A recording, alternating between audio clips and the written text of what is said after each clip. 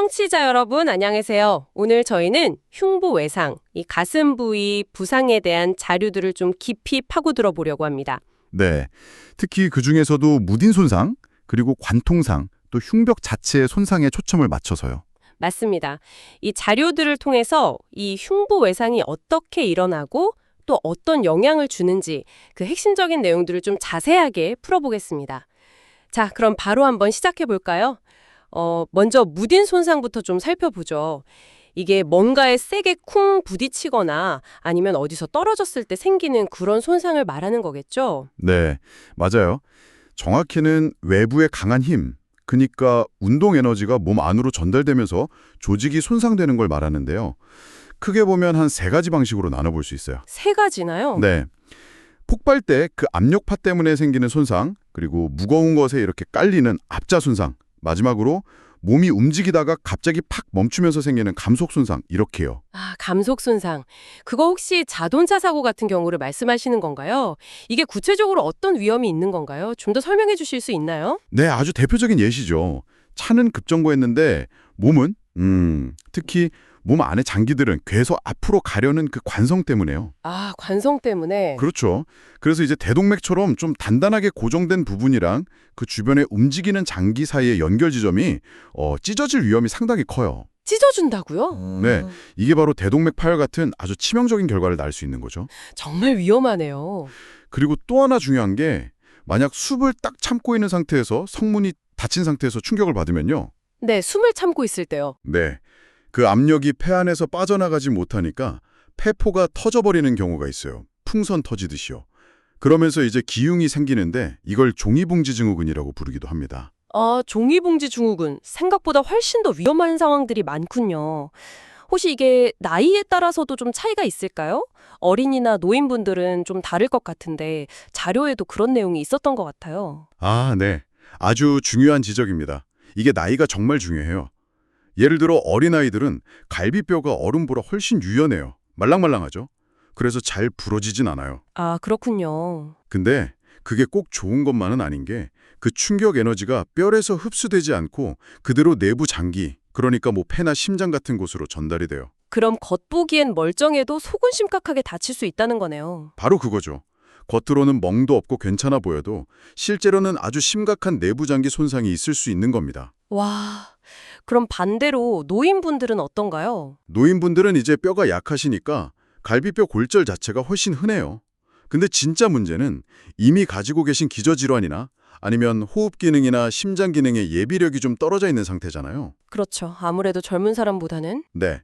그래서 비교적 작은 충격이나 단순한 갈비뼈 골절이라도 이게 폐렴 같은 합병증으로 쉽게 이어지고 훨씬 더 위험할 수 있다는 거죠. 사망률도 더 높고요. 그렇군요. 정말 겉모습만 보고 판단해서는 절대 안 되겠네요.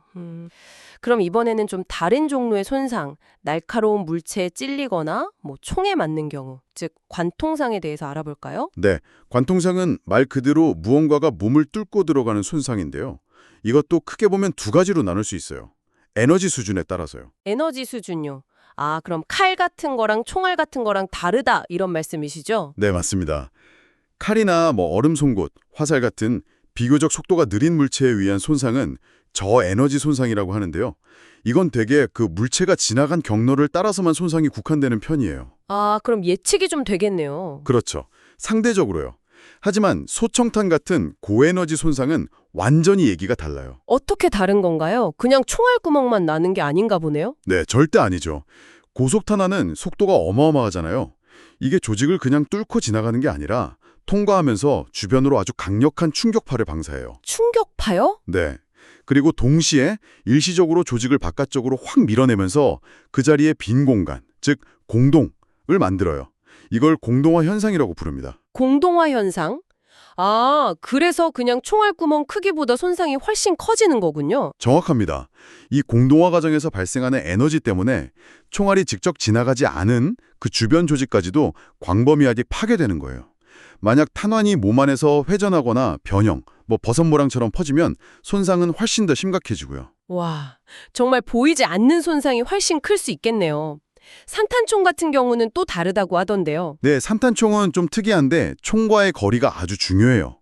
거리가 멀면 7m 이상, 이형 그냥 피부나 피하 조직에 작은 상처만 내는 정도지만 거리가 가까워지면 3m에서 7m, 이형 내부 장기 손상도 가능하고 아주 가까우면 3m 이내, 3형 정말 광범위하고 치명적인 손상을 입힐 수 있죠. 특히 벅처처럼 큰 산타는 위력이 상당하고요. 그렇군요. 아까 장기마다 단익이 다르다고 하셨는데 폐나 심장 같은 장기들은 이런 관통상이나 고에너지 충격에 어떻게 반응하나요? 좀 더 자세히 설명해 주실 수 있을까요? 네, 이것도 흥미로운 부분인데요. 폐는 아시다시피 스펀지 같고 공기가 많이 차 있잖아요. 그래서 의외로 탄력성이 좋고 압축이 잘 돼요. 아, 그래서 충격을 좀 흡수하는 건가요? 네, 어느 정도는요. 그래서 고에너지 탄환이 지나가면서 만드는 그 공동화 에너지에도 비교적 잘 견디는 편이에요.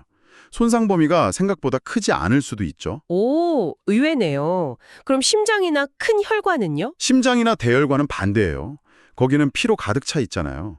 액체는 압축이 잘 안 되니까 운동 에너지가 그대로 전달돼서 찢어지거나 터질 위험이 훨씬 커요. 아, 물론 이것도 저속 탄원이거나 심장이 이완되어 있을 때 맞으면 단순 관통상에 그칠 수도 있긴 합니다만 기본적으로는 파열 위험이 크다고 봐야죠. 그리고 중요한 건 총알 궤적이 뼈에 부딪히면 쉽게 변형될 수 있다는 점이에요. 그래서 예상치 못한 방향으로 손상이 진행될 수도 있고 기운 같은 것도 흔히 동반됩니다. 알겠습니다. 자, 이제 마지막으로 흉벽 자체의 손상에 대해 좀 더 집중적으로 알아볼까요? 뭐 갈비뼈 골절이나 그런 것들이요. 네. 사실 이 흉벽 손상은 흉부 외상 중에서도 특히 무딘 손상에서는 가장 흔하게 발생하는 유형입니다.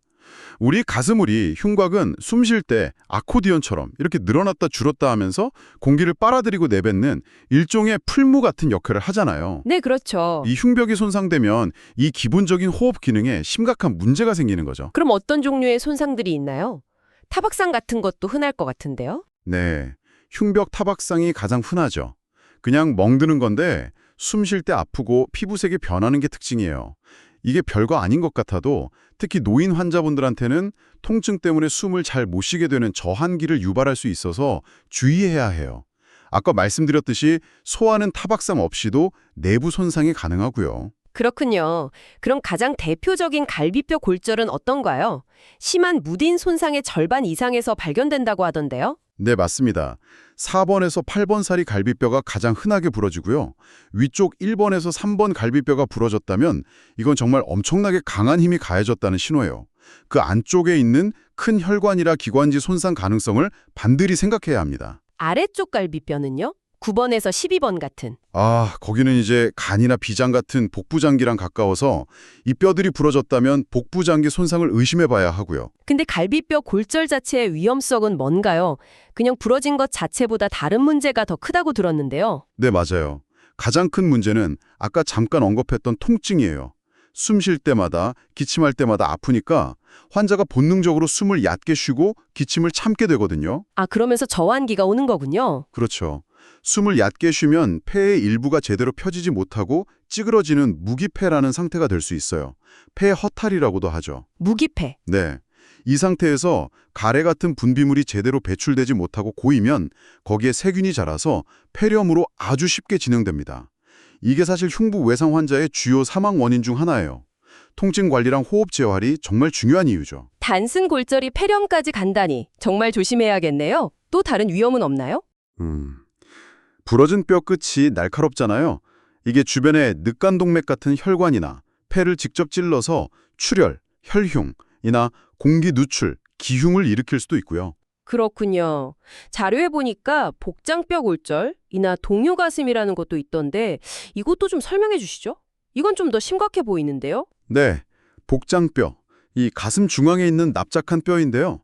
이게 부러지는 경우는 대개 운전대 같은 것에 아주 강하게 부딪혔을 때예요. 상당히 큰 충격이죠. 네. 그래서 복장뼈 골절 자체보다도 그 충격으로 인한 심장이나 폐의 동반 손상이 훨씬 위험하고 실제로 사망률도 꽤 높아요. 25에서 45%. 그리고 이 복장뼈 골절이나 탈구는 바로 다음에 말씀드릴 동요가슴을 유발할 수도 있습니다. 아, 동요가슴. 이게 가장 심각한 흉벽 손상 중 하나라고요?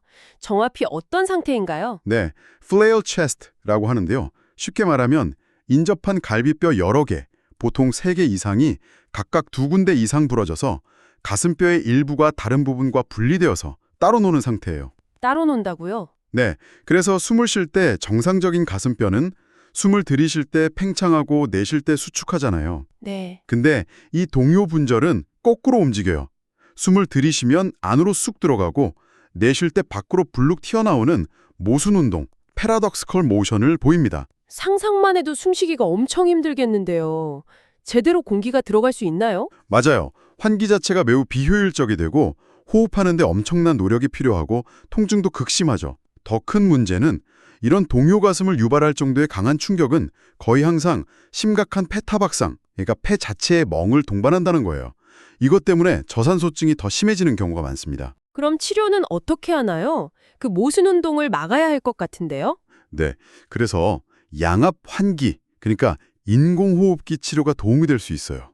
압력을 걸어서 숨을 쉬게 하면 그 모순 운동이 어느 정도 교정되거든요. 하지만 이것도 기흉 발생 위험을 높이거나 심장으로 들어오는 혈액량을 줄이는 부작용이 있을 수 있어서 조심해야 합니다. 결국 통증 조절과 폐 분비물 제거, 그리고 기저폐 손상 치료가 핵심이죠. 자, 오늘 이렇게 흉부 외상에 대한 여러 자료들을 쭉 훑어봤는데요. 정리해보면 결국 손상의 원인, 그러니까 무딘 손상이냐, 관통상이냐, 그리고 그 힘의 종류와 크기, 또 어디에 힘이 가해졌는지, 그리고 환자의 나이 같은 여러 요인들이 복합적으로 작용해서 특정 손상 패턴을 만든다는 걸 알 수 있었네요. 네, 맞습니다. 특히 겉으로 보이는 상처는 경미해 보여도 그 손상 기전을 이해하는 것이 잠재적인 내부 손상을 예측하는 데 얼마나 중요한지 알 수 있었죠. 그렇죠. 특히 소아 환자나 혹은 고에너지 관통성 같은 경우엔 정말 겉모습에 속으면 안 되겠다는 생각이 듭니다.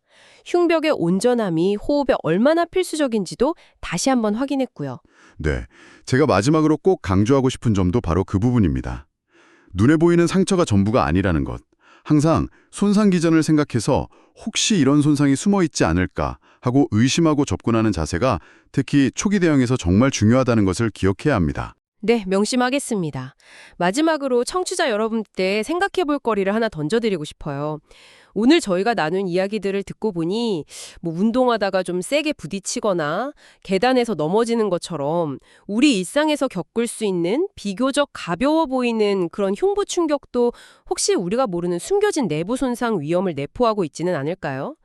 우리 주변의 어떤 상황들이 이런 예기치 못한 흉부 손상으로 이어질 수 있을지 한 번쯤 생각해 보시는 것도 의미가 있을 것 같습니다. 오늘 이야기는 여기까지입니다. 감사합니다. 감사합니다.